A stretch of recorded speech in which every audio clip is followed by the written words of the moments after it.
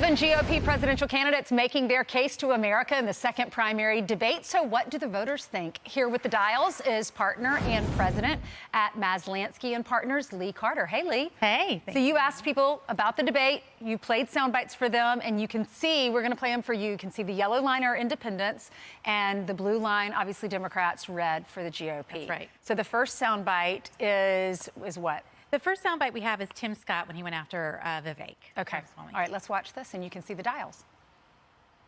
Last debate, he said we were all bought and paid for. And I thought about that for a little while and said, you know, I can't imagine how you could say that knowing that you were just in business with the Chinese Communist Party and the same people that funded Hunter Biden millions of dollars was a partner of yours as well. When every other CEO expanded into the Chinese market, you know what I did with my first company? We opened a subsidiary in China. But you know what I did that was different than every other company? We got the hell out of there. And when I started my next company, Strive, right when it was years ago. 2023. What does that tell us, Lee? So what you can see there is Republicans actually gave this an A, Democrats a C, independents a B. So what's going on here?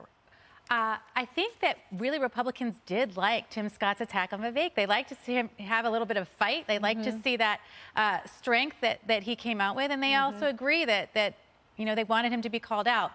The other hand, it's hard to really say they loved it, because when you say they're attacking each other, there's a lot of crossfighting, and it's not like people are going to say it's off the charts. Right. But I think people thought it was a good point. They wanted to see a different side of Tim Scott, and they did. Okay, Ron DeSantis talked about the border. They all talked about the border, but he said he would use the military to go after the drug cartels. Let's watch this one.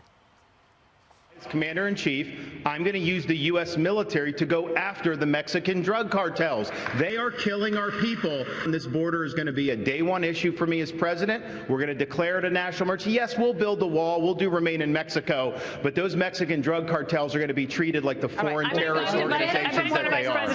I mean, even the Democrats, they liked it better than they normally do. Oh, that's for sure. So you can see that Republicans and independents gave this an A. They really liked that he had a strong position on this, but not only a strong position, that he was offering up a solution. A lot of people are talking about the porous border. A lot of people are talking about how bad things are, not talking about something different. This really broke through. And Democrats here even gave it a C. Democrats acknowledge this is a really big concern, and there's something there that they wanted to hear more about. That's very interesting, because normally they give the Republican candidates an F. That's right. Maybe a D. Okay, Nikki Haley. This is Nikki Haley talking about China. We're going to go after China, because China is the one sending the fentanyl in the first place. And we will end all normal trade relations until China stops sending fentanyl. And then we'll do the special operations, and we'll get it from both sides. This is where President Trump went wrong. He focused on trade with China. He didn't focus on the fact that they were buying up our farmland. He didn't focus on the fact that they were killing Americans. He didn't focus on the fact that they were stealing $600 billion in intellectual property. We need to start focusing on what keeps Americans safe. That hasn't happened in a long time. As your president, I will make sure every American is safe. Lee, look So at that blue line. This was shocking to me. Republicans gave it an A. That didn't shock me. But Democrats and independents agreed and gave her a B. What I saw at this debate and the last debate was Nikki Haley really has a resonance with Democrats and also a big appeal to independents. So you can see she's going to probably surge a little bit more in the polls. I'm not sure it's going to be enough to catch those 40 points that she needs to catch up, but certainly I think she had a good night last night. I know two moms, they're married, and their daughter's friends with my daughter, and they're married, and she came up to me at school and she said, I want to let you know, she raises money for the Democratic Party. She said, I really like Nikki Haley.